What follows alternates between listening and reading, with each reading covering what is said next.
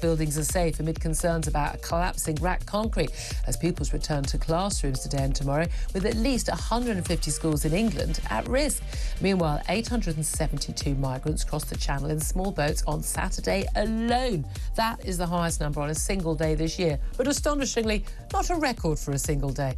And by the way, the warm weather approaching this week means we'll see more records. And hundreds of council staff are working from the beach, with a tenfold increase in the number allowed to log in from abroad. It's coming up to 7:01. This is Talk Breakfast. Well, good morning to you. Thank you very much indeed for joining me and my croaky throat and running nose. I don't know if anyone else has got...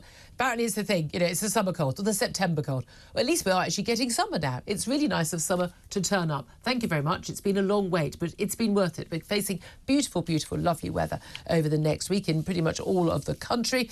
The question is, though, whether that lovely weather extending to the Channel will mean we'll also see a whole load of more, maybe thousands of Channel migrants arrive. Well, who knows? Some of them may be claiming to be of school age. Maybe they'll end up in one of the many schools we have in this country that is not safe to actually have anyone inside, because it's made of this thing called rack, reinforced, autoclaved, aerated concrete. No, I'd never heard of it before last week either. You probably never did. I hadn't. My guess is the head teachers, the teachers, the staff and the parents of the children there hadn't heard of it either. But you know what? The funny thing is, it turns out the government did know there was a problem with this stuff. Hundreds of schools, hospitals, council buildings, many other buildings, all built with this stuff in the 1950s and 60s. It was the brilliant new concrete. It was cheaper, it was quicker.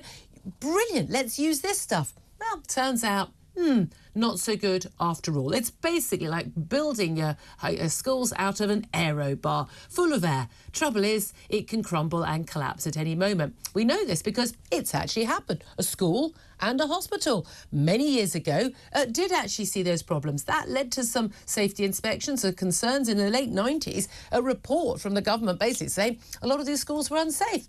Do you remember reading about it? Do you remember that on the BBC 6 o'clock news? Because I don't. I've looked up all the cuttings from the last 20, 30 years.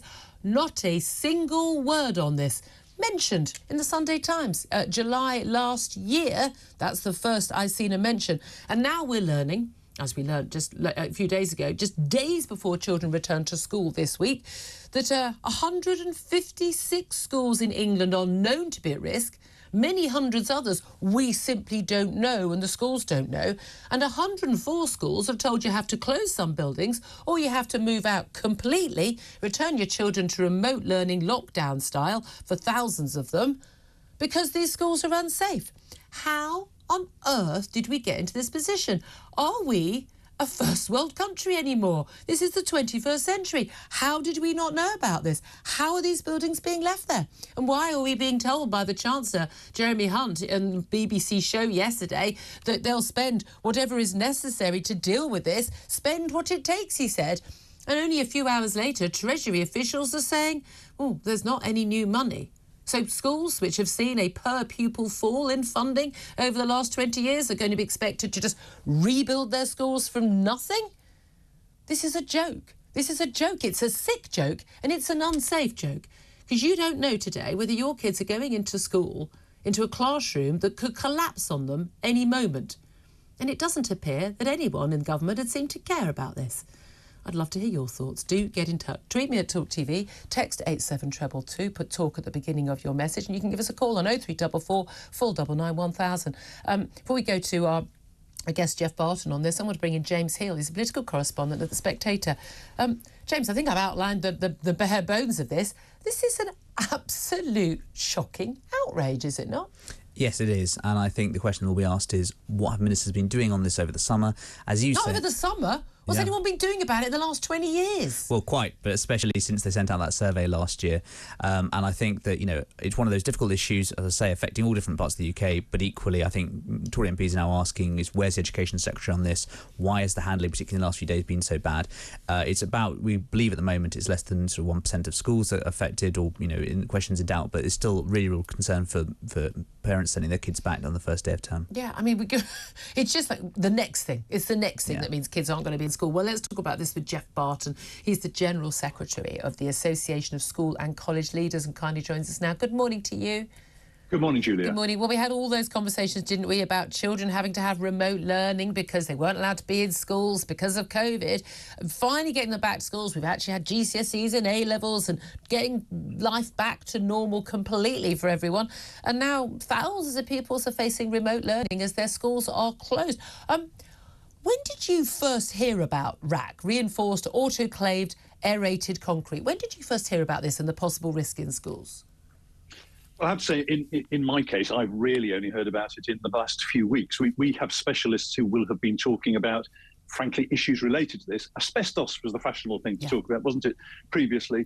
RAC perhaps has been on the agenda. It's only been brought to my attention recently. And, you know, the big frustration for me, Julia, is what we should be talking about today, is that sense of renewal, that every young person going back to school, shiny new uniform, new books, new teachers, all of that should be it. But as you say, for parents, being told that they will have been informed by the school puts a lot of emphasis on head teachers who will have done their best, frankly. We'll come back to that in a second. But if I'm a parent who hasn't been informed by the school, I might be thinking, have I missed an email? Should I be informed? Why on earth is the government simply not publishing the list? So at least we've got something definitive at the moment to say, here are the schools that we know have been affected. And I noticed that last night, 8:02 on Twitter, the Department for Education is saying, if you haven't returned your questionnaire yet, can you return your questionnaire? Yes. So how many schools have we not heard from yet? Well, by all accounts, according to the Times, hundreds of them.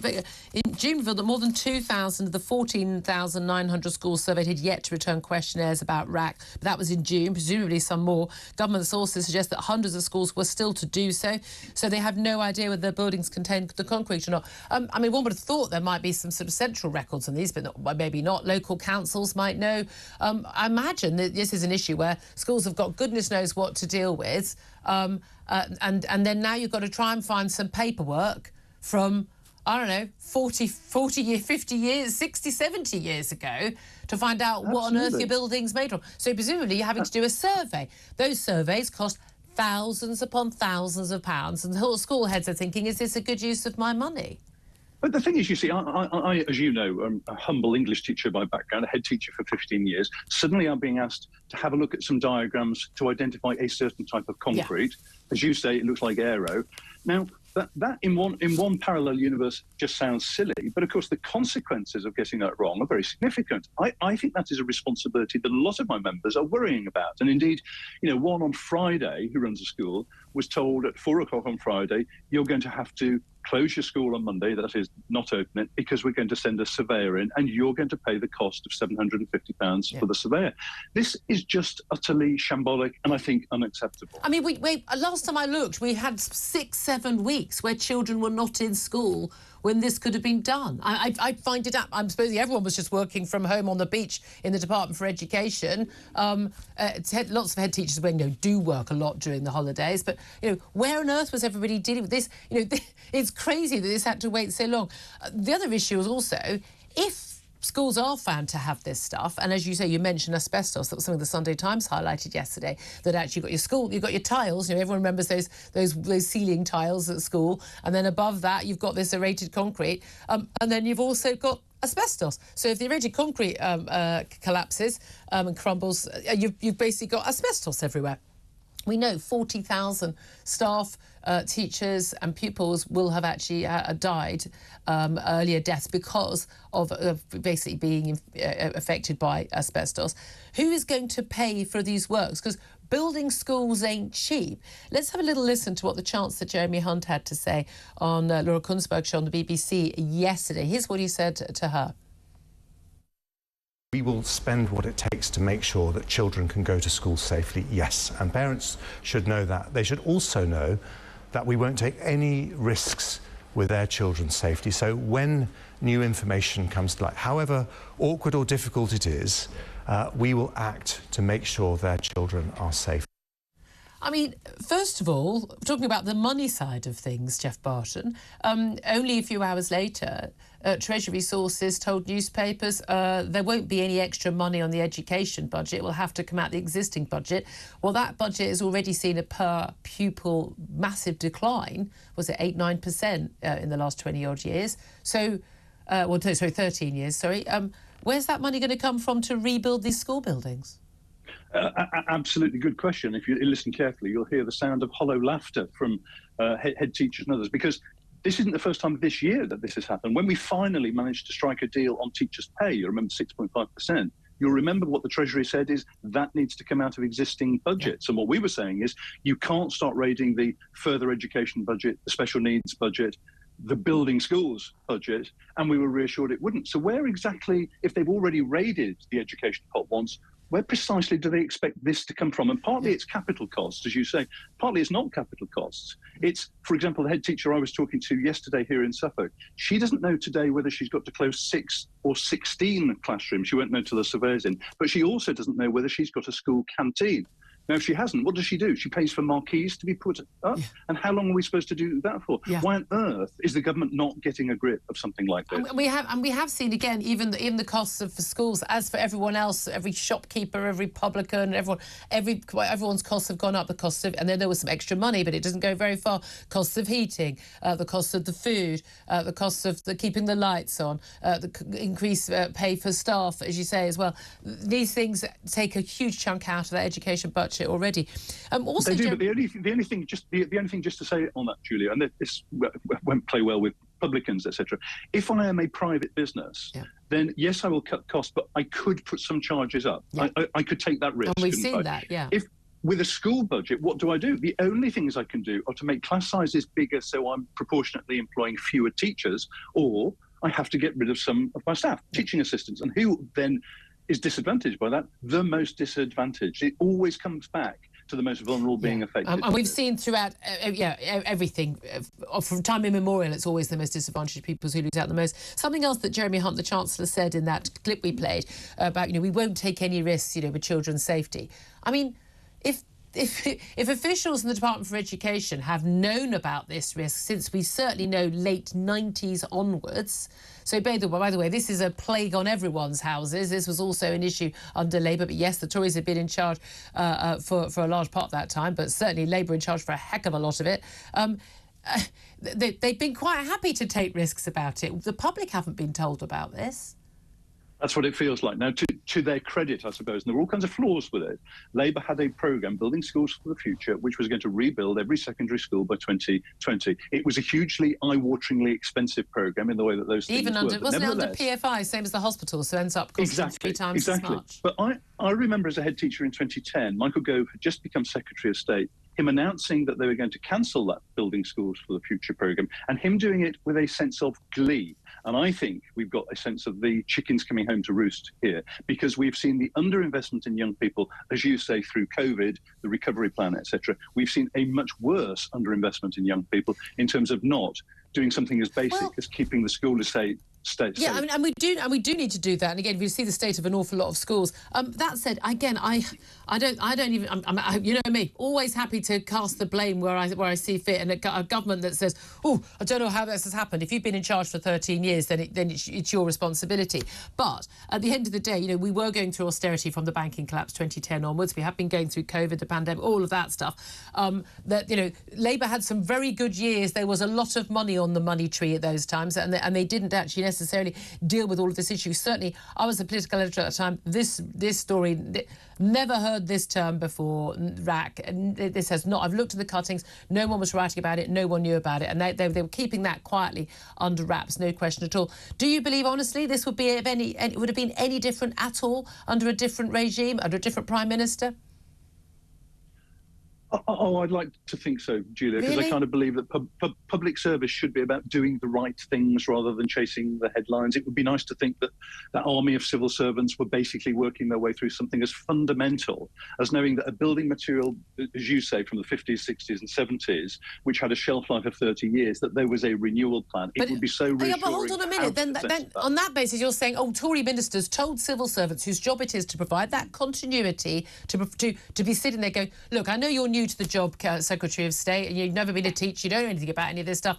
Here's the stuff that are the big issues. Oh, by the way, hundreds and hundreds of our schools are completely unsafe and need to be either demolished or completely refabricated. Do you think a civil servant should have raised that? Or do you think they raised it and the Secretary of State went, I don't care, I'm a Tory? Do you really think that? We know know that in 2018 a school collapsed. Yep. Right?